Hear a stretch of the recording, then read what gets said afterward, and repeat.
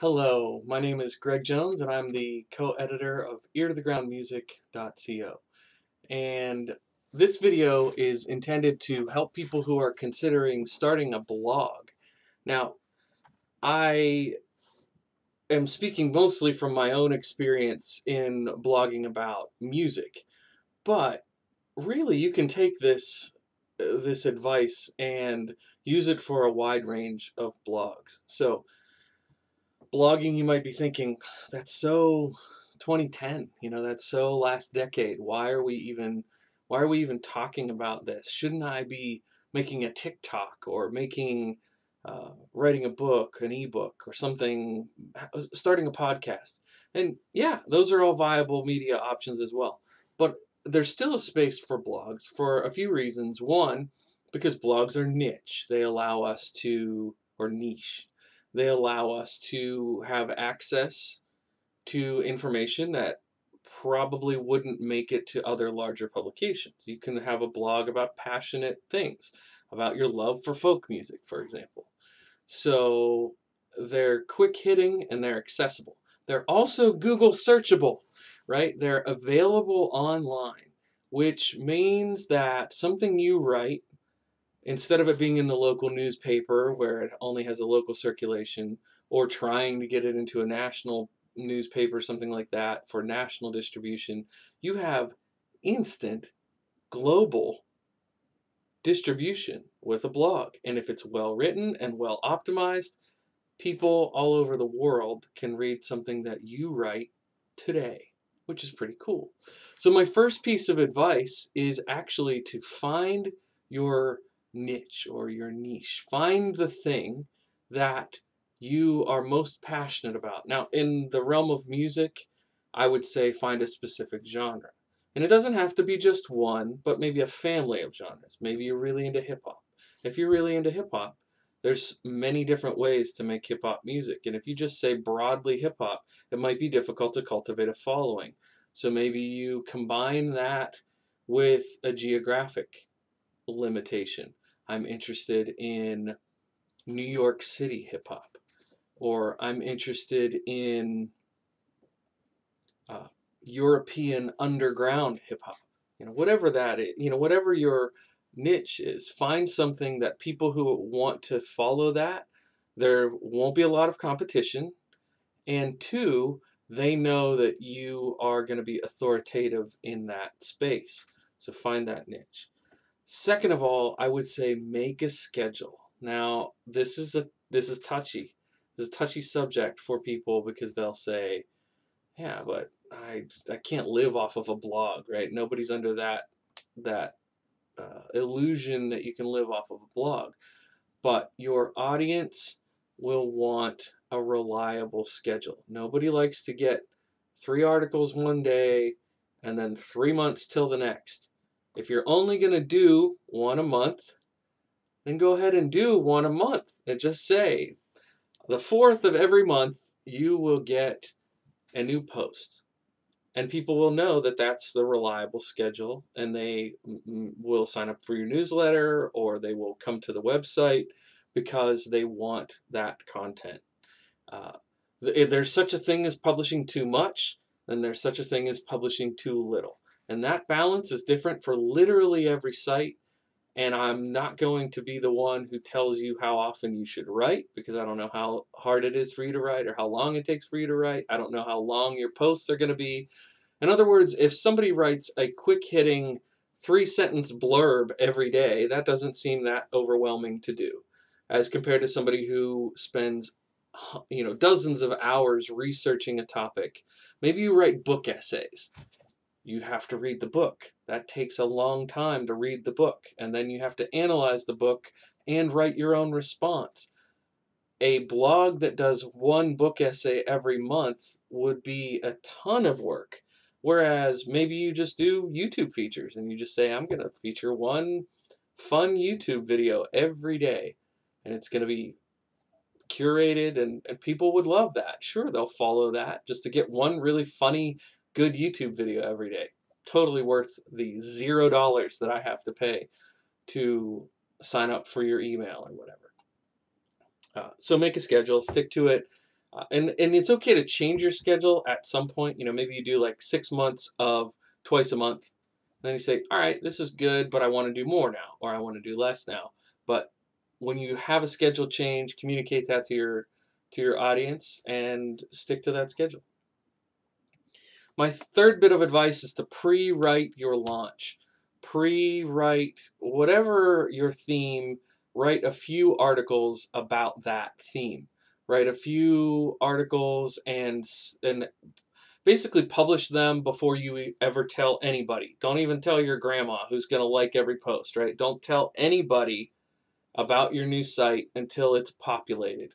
And however many you think is appropriate for your niche, but I would say, somewhere in that 4 to 5 articles range, so that when you do get people to click, right? Well, that's the goal. We want people to click and get there.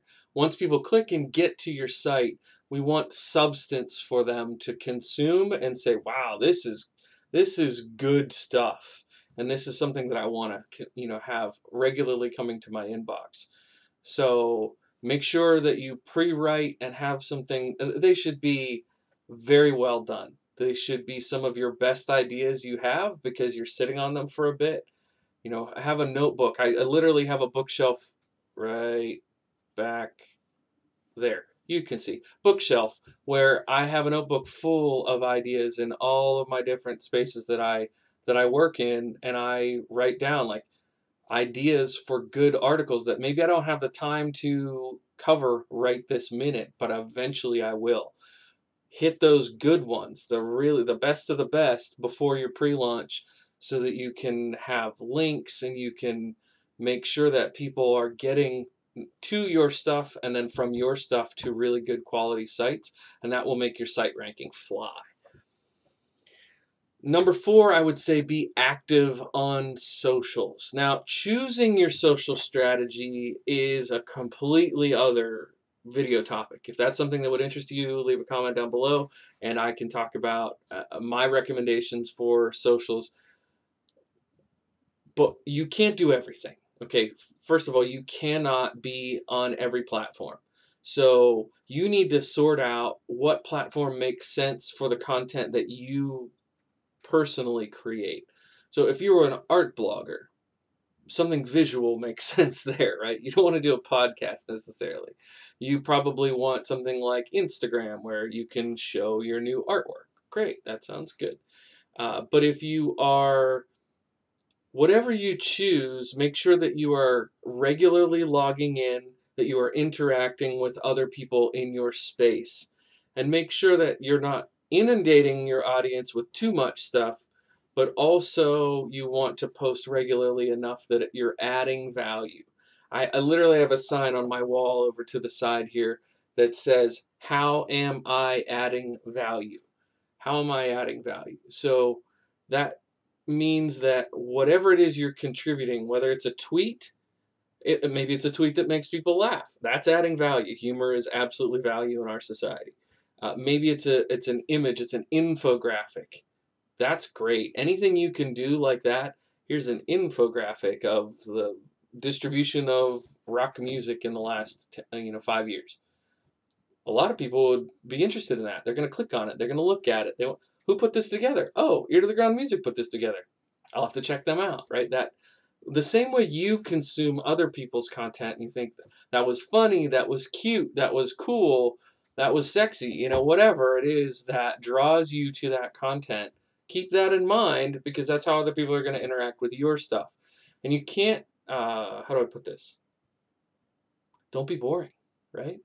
Don't just put things out. And the worst thing, a little bit of a pet peeve here, I'll be honest, but the worst thing you can do is post about your lack of success. Don't do that. Nobody wants that. Because you're not really going to get pity likes. People are going to be like, oh, so sorry to hear that your blog isn't doing well. Have a like. No, they're going to scroll past. They're going to click away. They might unfollow because you said that. So you don't have to lie.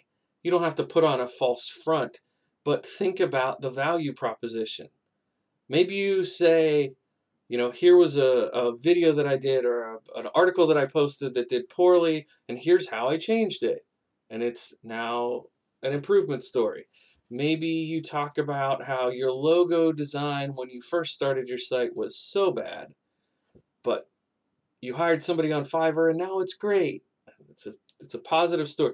You if you're only using your socials to complain, people are going to not necessarily want to be around. If it's something that they can relate to and commiserate with, that's good. That's a hook. But use that hook to reel in a solution. Reel them into a product or service that you're offering, or maybe you're offering a referral service. Like one of the things that we talk about with Ear to the Ground, because we use a submission service that helps us process music submissions. So routinely in my content, I will talk about submithub.com that we use. I'm not being paid to do that. I'm not a hashtag ad, but it's in everyone's best interest. I'm helping musicians if they learn about that that product, and it helps me as a blogger if I have musicians that are constantly coming there to send me music. So find those things that are solutions within your world. If you always use a certain piece of software and you find that it's really helpful for the work that you do, talk about it in your videos. Talk about it in your articles. Give other people access to the tools that allows you to do the things you do. If you're a photography blogger, talk about the lens on the camera. Talk about the settings that you use to make that image look the way that it did, because you're adding value to someone else. Maybe they copy that, but maybe they just learn from you, and now they're going to say, wow, I really like that image, which is why I clicked on this to begin with, and now I'm learning about how that image was made so I can make more of them myself. It's it's adding value by teaching other people either a skill or uh, a frame of mind for how they can approach a similar problem. The last one, I got to be honest, it's a little less optimistic. And my last point is that you should temper your expectations. Just be realistic. Okay, don't expect to be the next Rolling Stone 2 weeks after you launch a music site. You could work for a very long time and never have that level of distribution. Uh, Temper your expectations. However many people you think you're going to be able to get to consume your media,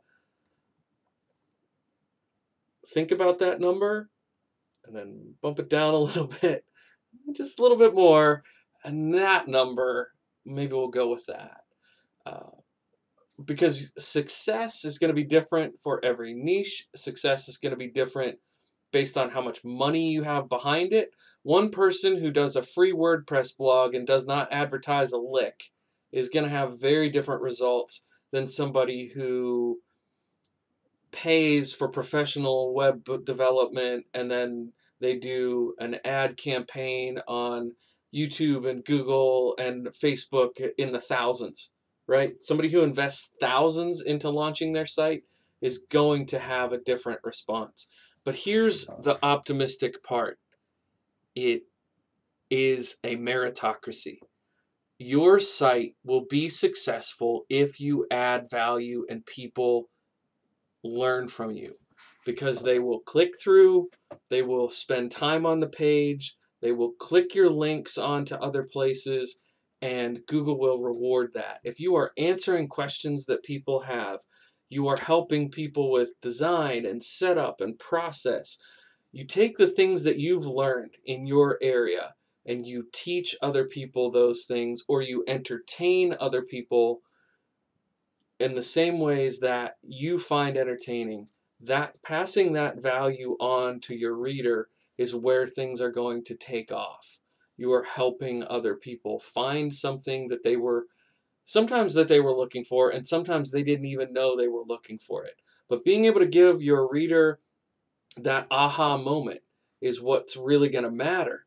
But you have to temper your expectations because it takes time to build that presence. And if you launch an article and it does nothing in that first 24 hours, you think, what the heck? I tweeted this out, I shared it, I tagged people, this absolutely should be doing well and it's not, then you have to take stock and think about why that is. Do you have an actionable phrase or statement that people might be searching? Are you solving a problem, or are you just ranting? Are you just ranting? Because there's an awful lot of ranting content out there already. And maybe you're just shouting into the void. So think about who you're helping and target those people. And it might be who you're helping broadly on the blog or specifically on one article, but make sure there's someone who is your target audience, and then hope that you can get your distribution dialed in to find those people, whether it's with advertising or without. Okay, I lied. That wasn't the last point. Here's the real last point. The last point is to have fun. Have fun blogging.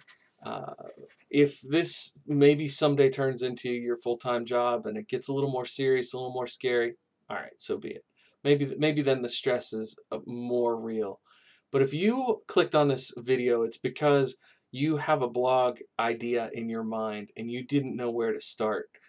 And I hope that I've given you some things to think about and focus on, but if I haven't, the best piece of advice I can give you is to make it fun for yourself. If you write down, you listen to my second point and you write down your schedule and you say, I'm gonna do 2 articles a day. Don't. That won't be fun. I can promise you that will not be fun when you initially launch. It's going to be busy and challenging. But if you say, how can I make content that I really enjoy making, that's a lot of fun for me to make, that will translate. People see that. People see when you enjoy it, when you love what you do, and people are drawn to that. Whether it's making a video or writing an article, people can find the passion, and when it becomes routine, they can see that as well. And that's my ultimate sort of punctuated point for you is whatever niche you decide, whatever schedule you decide, however many articles you write, however active you can be on socials, no matter whether you get 5 views on your first day or 5,000 on your first day, if you have that common thread of adding value and having fun doing it, you will be successful with your site regardless of how the metrics look on SEO and the metrics look on sales, even if you go into e-commerce. So hopefully you found that helpful.